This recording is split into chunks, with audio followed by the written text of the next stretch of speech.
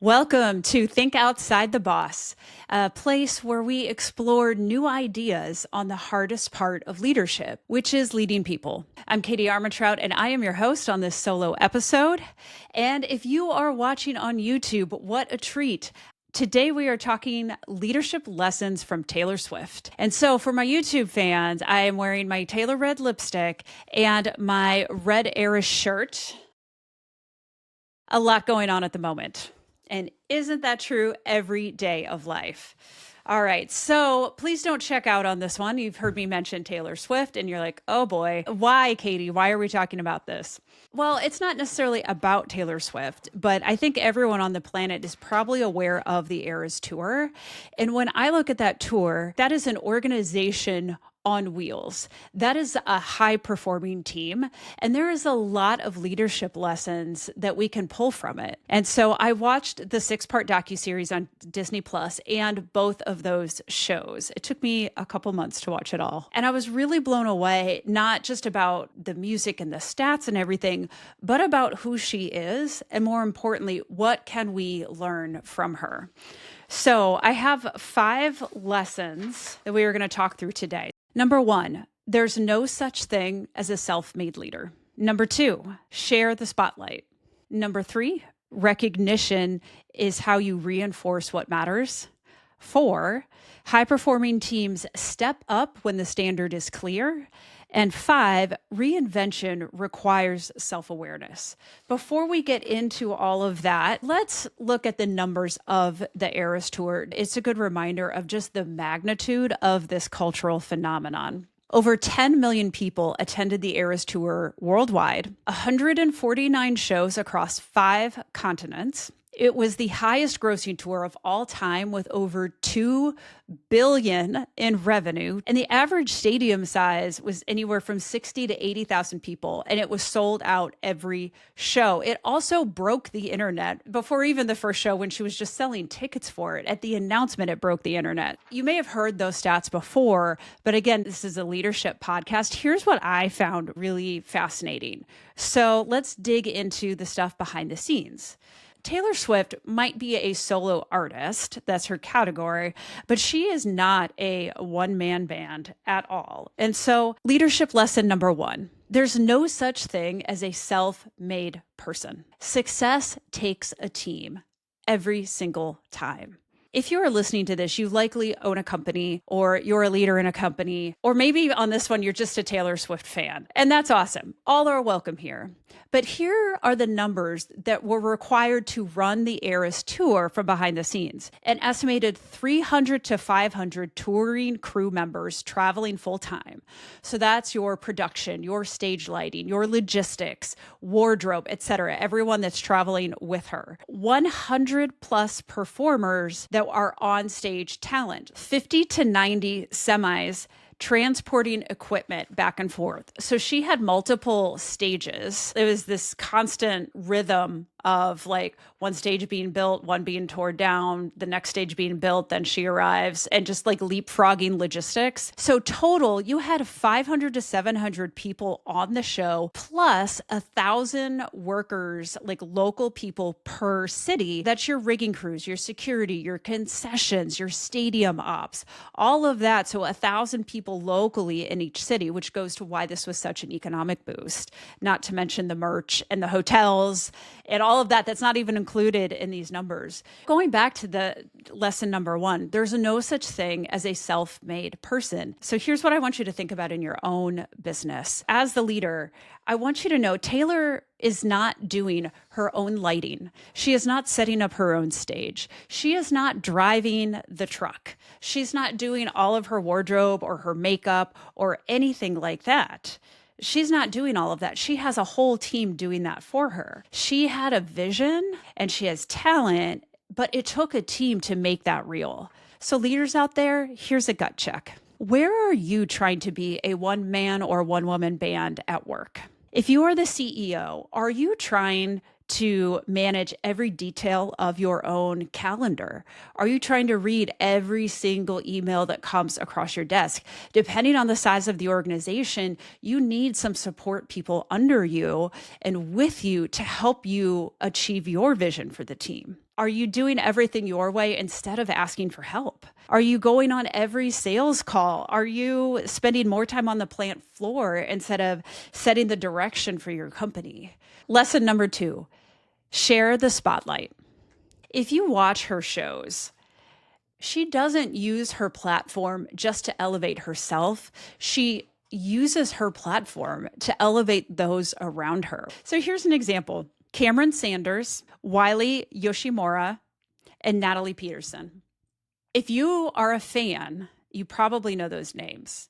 If not, you would recognize these people for sure. Who are they? So Cam and Wiley are 2 of her dancers, and Natalie is one of her backup singers. And she featured their stories in her docuseries because she knew that the Eras Tour wasn't just about her. Going back to leadership lesson 1 of like, she's not a self-made person. By her elevating others and telling other people's stories, that did nothing to take away from her spotlight. That actually made her a more respected and a more likable leader, a better person. She did not view fame or glory as a finite pie. There's room for everyone. The other person that she elevated, she highlights Ethan Tubman, or Tobman, I'm not sure how you say his last name. He was the production designer who's responsible for the entire visual and physical experience of the show. Like, wow, what a genius. Every great leader needs a team of people who can take that vision, who can take their own vision and turn it into a reality. So gut check, leaders. When you look at your team and you look at your company, where are you making it all about you? Where are you taking credit instead of giving it? Where are you afraid to lift others up because it might diminish your own light? When your team wins, who are you spotlighting? And when things go wrong, who takes the hit? So think about that and how can you share the spotlight on your team? Lesson number 3, recognition is how you reinforce what matters. And I don't mean this in some vague, we value our people every day. Everyone says that. I got it. But no, she truly values people. I mean, if you've heard anything about the tour, I hope that you have heard about how she bonused people.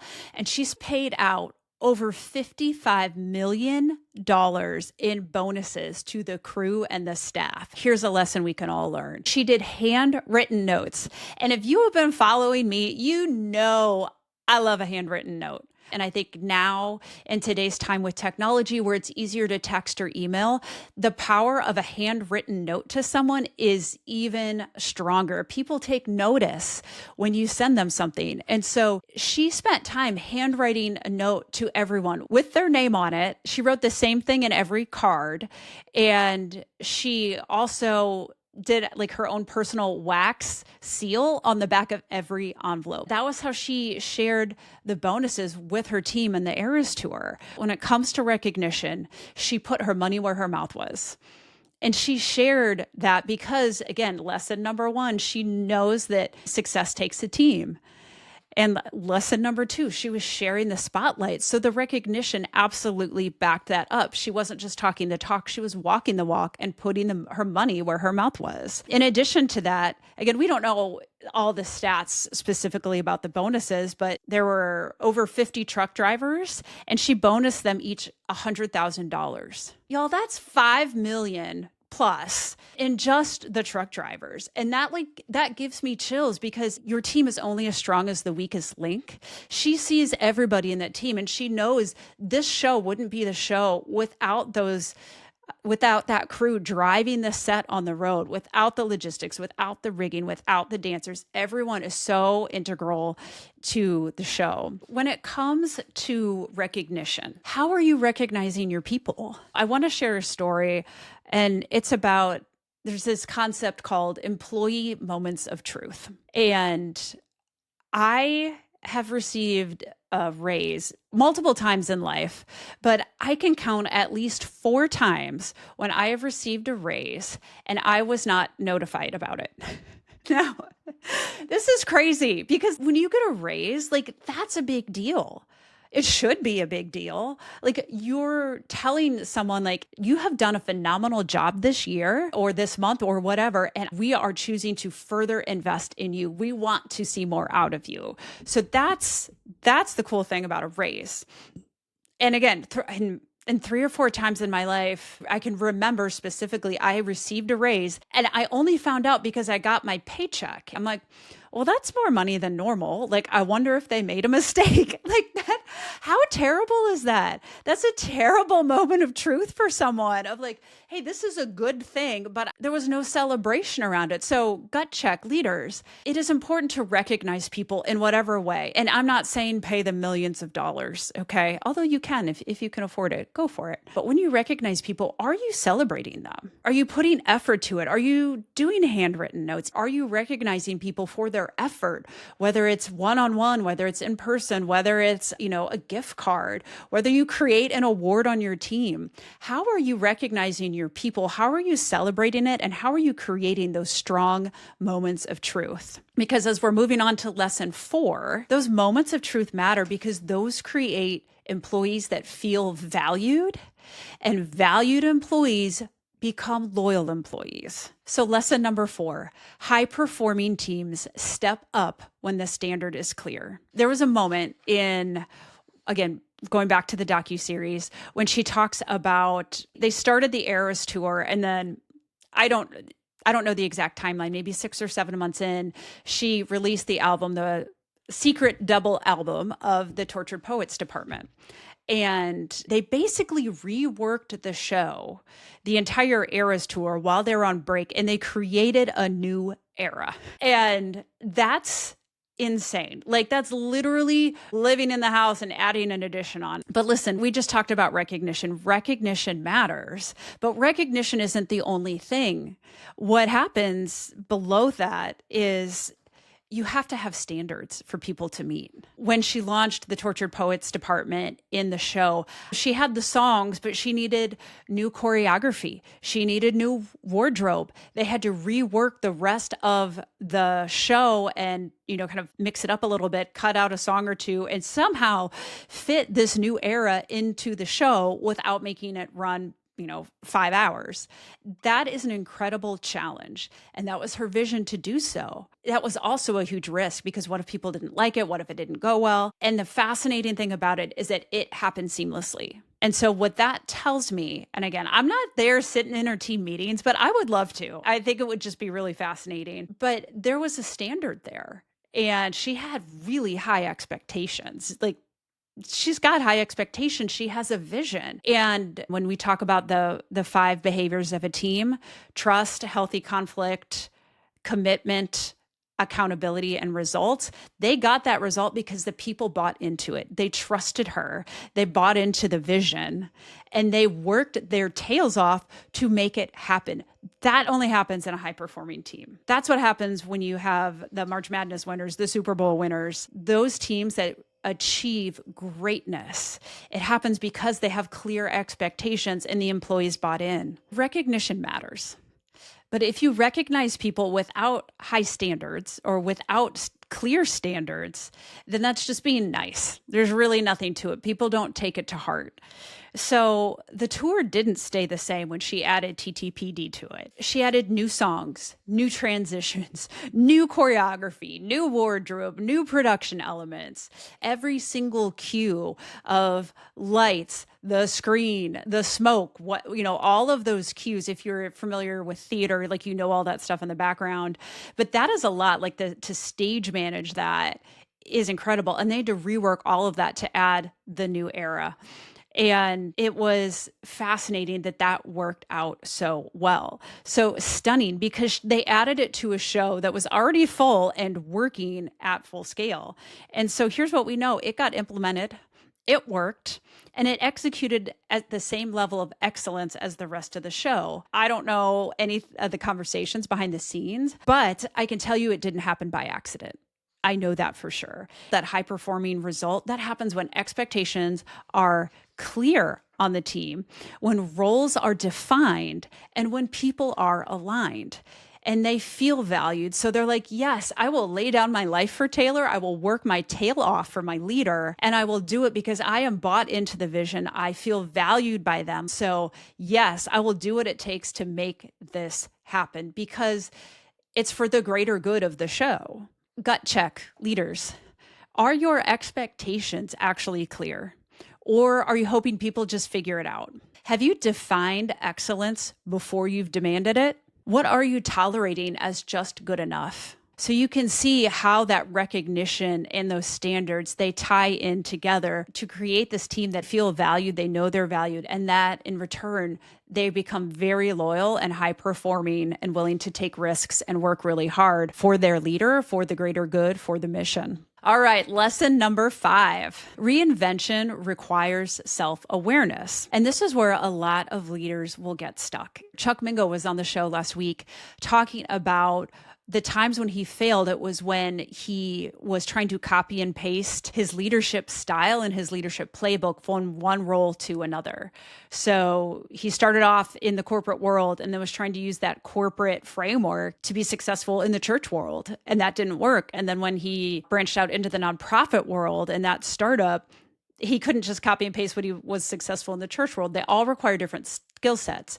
He's still him. He's still the same person with the same values, but he had to reinvent himself and his style to adapt to the environment and the team that he was in.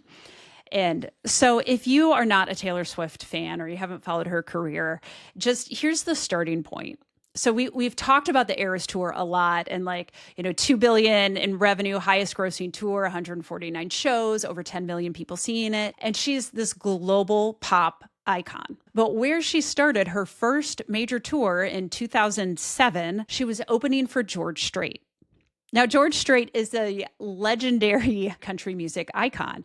So when she started, she was in the country music genre. And I think 1989 was the first one where she branched out, like, I'm officially in pop. And that was another risk too. That was a huge reinvention. So she is constantly reinventing herself because she's growing. It's personal growth. It's different expression. She's the same person, but she keeps growing and reinventing. So leaders, gut check. Where are you leading on autopilot? Where are you using an old version of yourself in a new situation? Where do you need to grow, but you haven't invested in it? I am not telling you to be like Taylor Swift. That is not the takeaway of this episode. You can find inspiration for leaders anywhere. If you don't want to act like Taylor Swift, that's totally fine. This isn't about her. She is just an example. I'm using her to illustrate a point. Taylor has been reinventing herself and leading for over 18 years in the music industry. The Eras Tour did not happen overnight. And I want you guys to listen to this part. It did not happen overnight. In today's world, we want success immediately. We want things downloaded immediately. We want our food immediately. We don't want to wait anymore. And the Eras Tour and everything that came after 18 years of personal evolution, personal growth, mistakes, wins, and failing forward for sure. And you know what? There wouldn't be an Eras Tour if there wasn't that 7-year-old girl in her room with her guitar and her keyboard writing songs purely because she loved it. And there wouldn't be an Eras Tour if she hadn't been an opening act on her very first tour. There wouldn't be an Eras Tour if she hadn't gone through those opening acts to headline her first tour in 2009, which was Fearless. There wouldn't be an Eras Tour if she hadn't launched every single album. There wouldn't be an Eras Tour if she hadn't made every choice, every failure, every tough thing that she did along the way. And so Taylor Swift is an 18-year overnight success. And that's how leadership works. So final gut check here. Set Taylor aside for a moment. This isn't about her. This is about you and how you are showing up as a leader and leading your team right now. I can't guarantee that you're going to have a $2 billion record-setting tour by listening to this episode. I can't guarantee that end result, but I can tell you where you can start. It starts with yourself and how you lead yourself and how you lead your team. Because of everything that we just talked about, and most leadership teams that I work with, they don't lack the effort. They don't lack the smarts on how to do it, but they often lack the alignment throughout the entire organization. So if you want a team that runs with you and not just depends on you, start there. So let's recap the 5 leadership lessons from Taylor Swift. Number 1, there's no such thing as a self-made leader. Number 2, share the spotlight. Number 3, recognition is how you reinforce what matters. Number 4, high-performing teams step up when the standards are clear. And number 5, reinvention requires self-awareness. So thank you for listening to today's episode and keep moving forward. Thanks for listening. If you liked something from this episode, hit share and send it to a friend or fellow leader. Don't forget to follow the show and leave a review because it helps leaders like you find us faster. This episode of Think Outside the Boss was produced by Volt Productions. I'll see you next week, and until then, keep moving forward.